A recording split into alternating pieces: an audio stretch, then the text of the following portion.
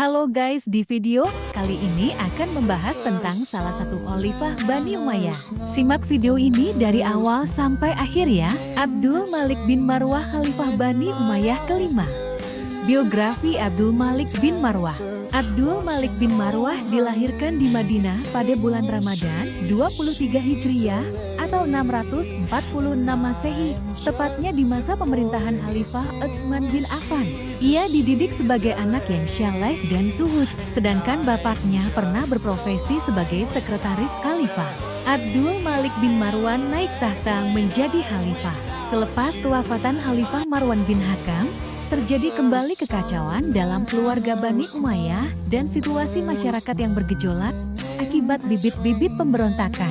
Pada tahun 65 Hijriah, Abdul Malik bin Marwan segera ditunjuk sebagai pemegang jabatan khalifah di saat berusia 39 tahun. Hal pertama yang dilakukan setelah dibayat di Masjid Damaskus, Khalifah Abdul Malik bin Marwan segera naik mimbar dan menyampaikan pidato singkat dan tegas dengan berkata, "Aku bukan khalifah yang suka menyerah dan lemah.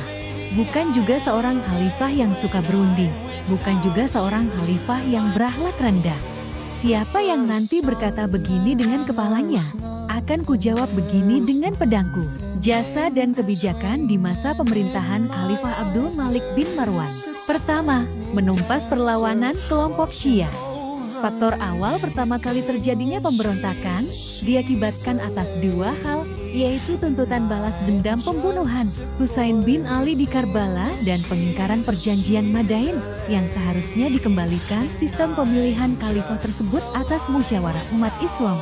Mengetahui kabar tersebut, Khalifah Abdul Malik bin Marwan segera mengerahkan pasukannya sebanyak 30.000 orang di bawah pimpinan Panglima Ubaidillah bin Ziyad dan akhirnya mereka berhasil mematahkan kekuatan para pemberontak. Namun beberapa saat kemudian, Gubernur Irak Mukhtar bin Ubaid yang sudah diangkat oleh Abdullah bin Zubair sendiri menyatakan telah berkhianat dan melepaskan diri dari daulah Bani Umayyah. 2. Melawan kekuatan oposisi Abdullah bin Zubair.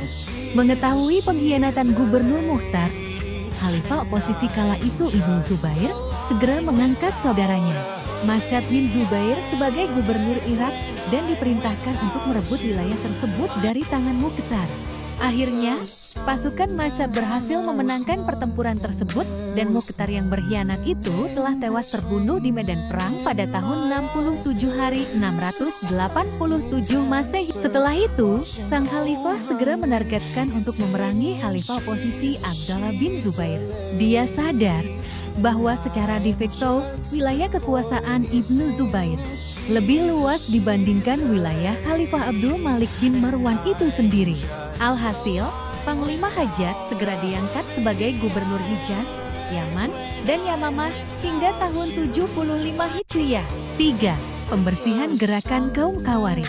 Sesudah membersihkan Syam dan Palestina dari kaum pemberontak, Khalifah Abdul Malik bin Marwan tidak ragu lagi mengirimkan tentaranya ke daerah Masyrik, daerah-daerah di sebelah timur, dengan mengirimkan panglima besar kebanggaannya, Hajjaj bin Yusuf al-Tsaqafi ke Kufah, lalu ke Basrah, Irak, dan Persia untuk membersihkan sisa-sisa kekuatan kaum Khawarij. 4. Mengakhiri pengkhianatan Amr bin Said. Ada salah seorang dari keluarga Khalifah Abdul Malik bin Marwan yang berkhianat demi ambisinya menjadi khalifah. Namun hal itu berhasil ditumpas dengan jebakan tipu muslihat, yaitu dengan iming-iming mengangkatnya sebagai putra mahkota. Tak lama kemudian, agenda penobatan putra mahkota itu langsung dibatalkan dan kepala sang pengkhianat itu segera dipenggal di hadapannya. 5. Mendirikan bangunan yang megah. Khalifah Abdul Malik juga tidak lupa memperbaiki kota lainnya dengan mendirikan gedung-gedung yang indah, seperti rumah suci Qubatus Sahra di Baitul Maqdis, Darul Shinaah di Tunisia, dan tempat pembuatan kapal perang dan senjata. Dari sanalah didatangkan beratus-ratus kapal armada angkatan laut Daulah Bani Umayyah. Kewafatan Khalifah Abdul Malik bin Marwan. Sesudah memerintah selama 21 tahun, Khalifah Abdul Malik bin Marwan wafat di Damaskus dalam usia 60 tahun, tepat pada 9 Oktober 705 Masehi. Sebenarnya, putra mahkota yang akan menggantikannya adalah Abdul Aziz, saudara kandungnya sendiri. Akan tetapi, sayangnya ia telah meninggal terlebih dahulu, maka Khalifah Abdul Malik segera mengangkat kedua anaknya menjadi putra mahkota, yaitu Al-Walid ke-1 dan Sulaiman. Para ahli sejarah memberi gelar Abdul Malik dengan sebutan Abul Muluk, artinya bapaknya para raja, karena 4 orang dari putranya menjadi khalifah, yaitu Al-Walid, Sulaiman, Yazid, dan Hisyam.